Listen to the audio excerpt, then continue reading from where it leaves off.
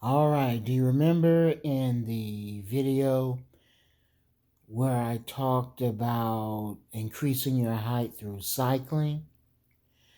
In that video, I emphasized reaching to, uh, in- uh, you know, reaching toward the pedal and really stretching that foot out to reach the pedal and adjusting the bike seat so you have to reach for the pedal. And I talked about how um, the the complexity of the body, how everything works together, and how we may not really know all the, shall we say, technology or AI,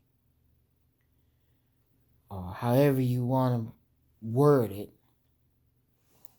We could simply say God's design, but we don't know what certain movements to elongate the body. We don't know everything that's happening, what's being released. Man, if you want to hear the better wording, you can look at that video again, or you can look at some of the YouTube shorts that I made with clips, and it talked about how the calf muscle actually has the highest concentrations of zinc. And we know that zinc is important for growth.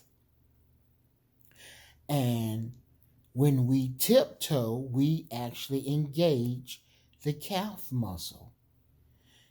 So when we tiptoe, when we reach with our foot, we are actually engaging the muscle which has the highest concentration of zinc, which happens to be a very important element for growth. I am reminded of the words of King David in Psalms that says, "In a fear-inspiring way, I am wonderfully made." Okay? And so the point of that video was to show that when we reach for the ceiling, when we reach for the pedals in cycling, or anything else that we're doing to elongate the body, the mechanism, technology, intelligent design, whatever, it's everything has been thought of. And there can be real things that are taking place in your body to encourage growth. When you do certain movements, certain vitamins or minerals may be unlocked. Okay? Just like there's a high concentration of zinc in the calf muscle, and that's the muscle that's engaged when you're tiptoeing. What other things are engaged? You know, how the nerves connect. And what about when you're reaching for the ceiling? What's in those erector muscles? I can't think of the word right now, the correct term, but I know some sort of erector muscle in the upper back. Like, what mineral is in that muscle? Or what special hormones may be there, or other substances, other biological substances may be in there. And when we reach for the ceiling, certain things may be unlocked. And if you reach for the ceiling a certain number of times, or with a certain level of intensity, or so many days, or so many weeks, I mean,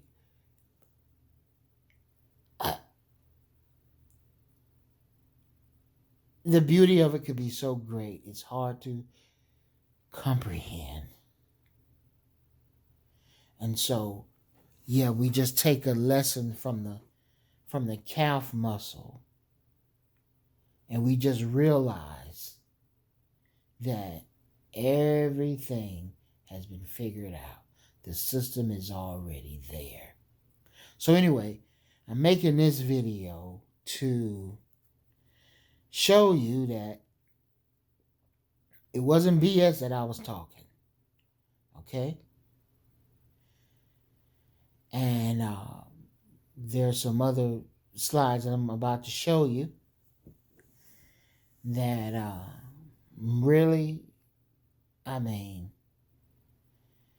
you can feel how you want to feel about it. I just feel thankful. And yeah, and anything that I say, I do feel like it's important to have it. It's important to receive these things with the context of having read The Butterfly Way completely. Because you can hear these things I'm saying, but I think it's best if one receives this information with the backdrop of that book. So, like I said, Gumroad is my Gumroad account has been suspended. Why? I don't know. So if you don't have the 5th edit to the book, perhaps you can get it from someone else. But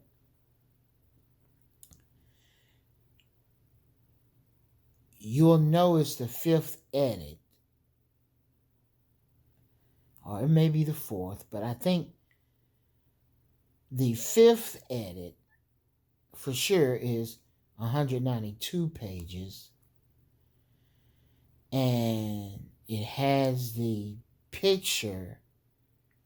There's I think somewhere in the middle of the book is a picture of the black lady with the smoke coming from her bald head, and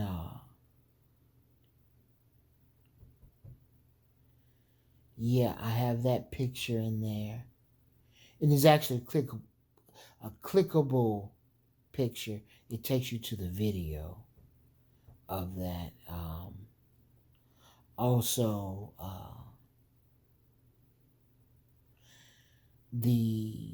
I have a lot of links in the book.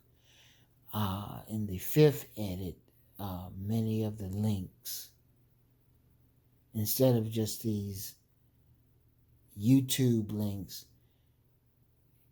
I have actual words. Okay, so you want to have that 5th edit, and yeah. But anyway, let me show you some other slides here.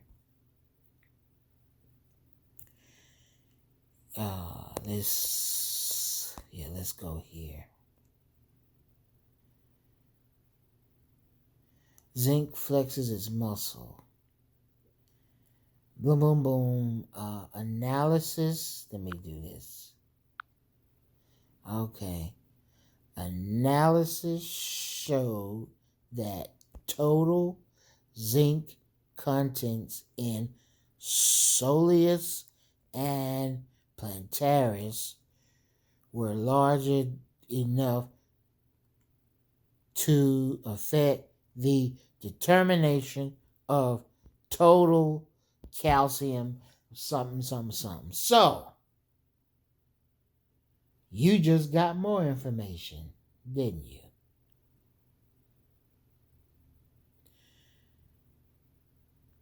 In that calf, when you engage that calf muscle, it would seem not only is something happening with zinc in your body, but something is even happening with calcium. And calcium, now we know that's important for growth, don't we? Okay. Yeah. Everything has been thought of. The system is already in place. We just have to engage it. That's my thinking. If you got different thinking, that's you. Okay, check this out. You may wonder what that plantaris is. Well, check it out. Y'all, check it out. Because we're talking about the soleus. The calf muscle is the soleus muscle. Okay? See that? That's the calf muscle right there. The soleus muscle. But what's all this plantaris business? Well, here it is right here. The plantaris is a small, narrow, and long skeletal muscle in the leg's posterior compartment. That means it's in the back of the leg areas. It's in the back area of the leg, okay? It says it works with the Achilles tendon, okay, to flex the ankle and the knee, allowing you to what? Allowing you to what? Stand on your toes or point your foot. Point your foot to that pedal. Point your foot to that pedal or stand on your toes while you reaching for that ceiling. That's what the plantaris do. See, we ain't even talking about the calf right now. We talking about another muscle. But this muscle also is involved in tiptoeing or pointing that foot, reaching with your foot. And it also has a high concentration of zinc. And it affects, how did it say it? A concentration of zinc high enough to affect the determination of total calcium whatever. Okay? I don't know if that's a compound word or what, but it's calcium something. Something happening with calcium with that soleus and plantaris. And these are tiptoe muscles. How wonderful. Look at that. Cambridge University. Cambridge. Excuse me. Cambridge. Gotta sound uppity now. The soleus muscle. The soleus. Okay, we won't do that. The soleus muscle had the highest concentration of zinc. Okay? What else we got?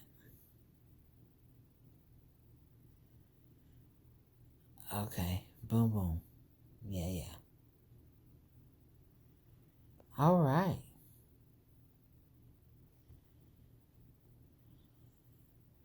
Yeah, I'm looking. Innovation. Oh yeah. Let's look about this innovation.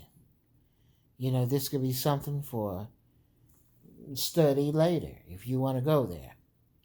The tibial nerve, a branch of the sciatic or sciatic nerve, innervates the plantaris.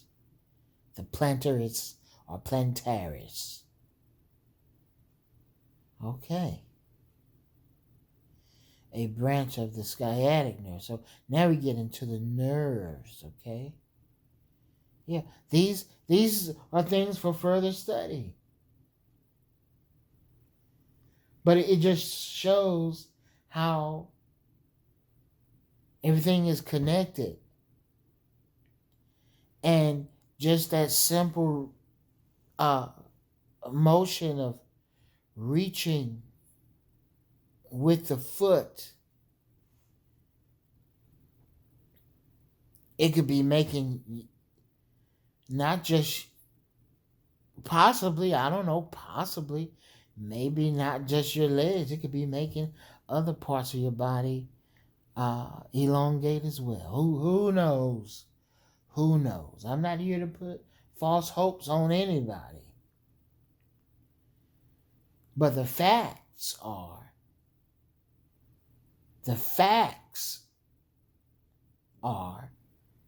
that several people have reported growing taller while cycling.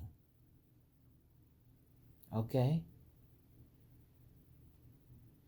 I've even seen a comment on one of the videos on my channel about someone growing 7/10 of an inch, I believe 7/10 of an inch within 6 months from cycling. And according to this person, their nutrition wasn't optimal when they were doing it. So they were basically saying they probably could have gotten taller if they had better nutrition. But even without the better nutrition, I believe the number was 7/10 of an inch, almost a whole inch in 6 months cycling. Okay? So here's the deal. Whether you get tall or not, it does not change the fact that other people are getting taller. And many without even trying. There are people who are not cycling and who are in their 20s, 30s, 40s. They are reporting taller stature than they had before. And some of it just ridiculous growth, honestly. I mean, it's pretty decent. The rate of their height increases. Again, not even trying. It's like if you're trying, it's called height increases. If you're not trying, it's called growth. Anyway, so that's that.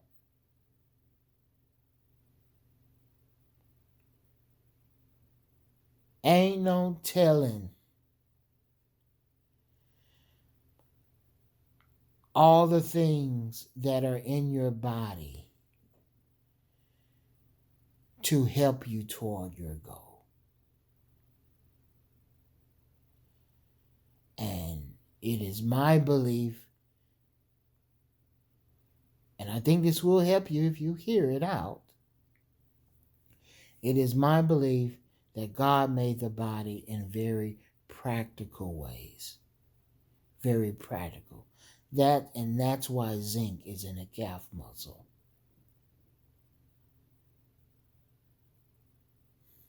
Because it's practical. Zinc supports growth. If somebody is tiptoeing and they're doing it a lot, it probably means that they need to grow. So God put zinc in the calf.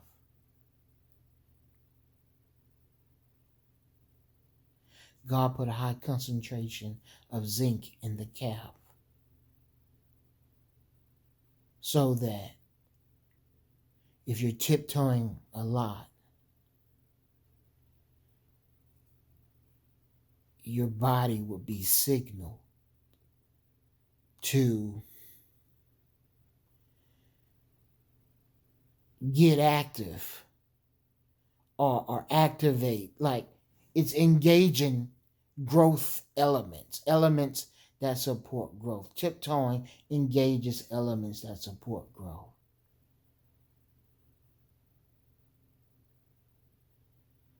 In a fear-inspiring way, we are wonderfully made.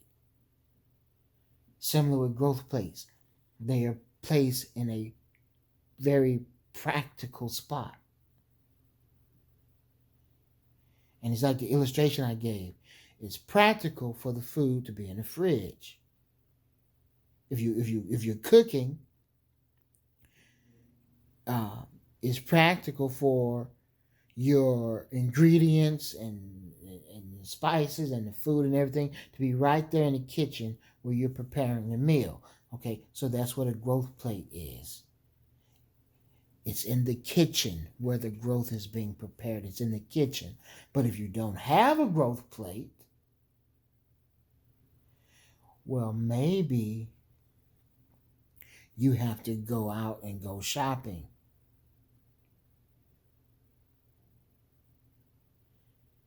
It's like the ingredients are not in the kitchen. So you got to take extra steps. That's one way of looking at it. You don't have to look at it that way. But it's one way of looking at it. And so, yeah. And maybe one could go out shopping and start filling the refrigerator and the cupboards. And so, comparably, one may be able to create another growth plate or regenerate their growth plate. Maybe not. Maybe not. Who knows?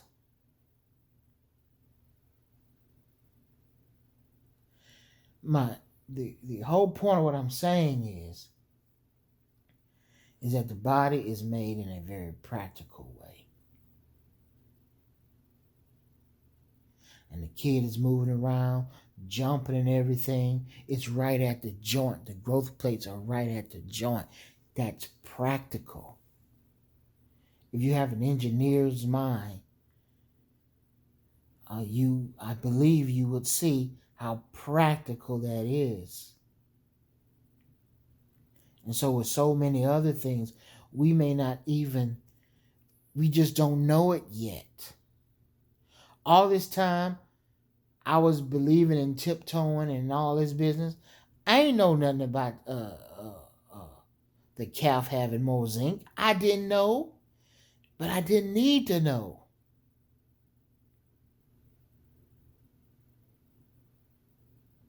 And so, like with all the other cool things about your body that may exist, that I don't know and that you don't know, you don't necessarily need to know it.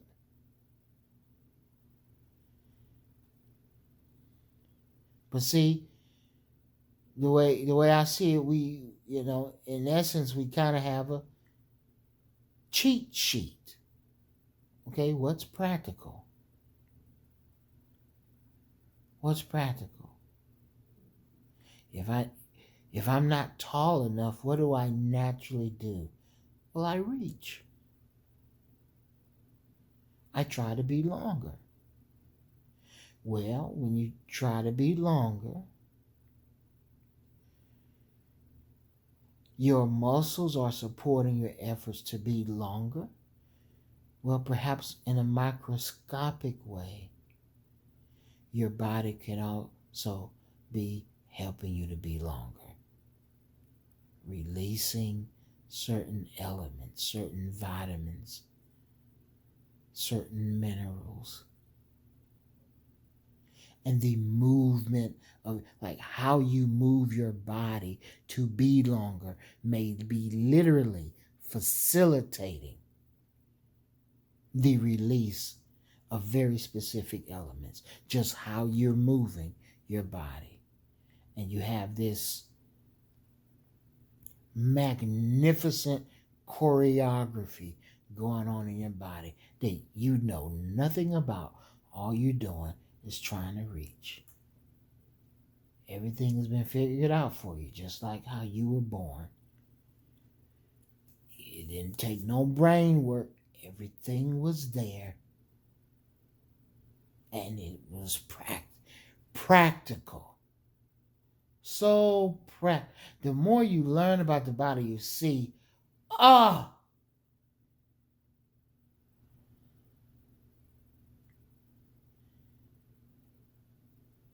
you have to let it sink in. It got to sink in.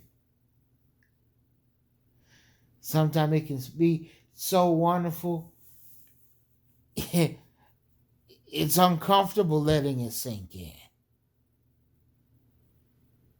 Because it can be intoxicating. How wondrous it all is. But anyway, that's enough of that. Peace.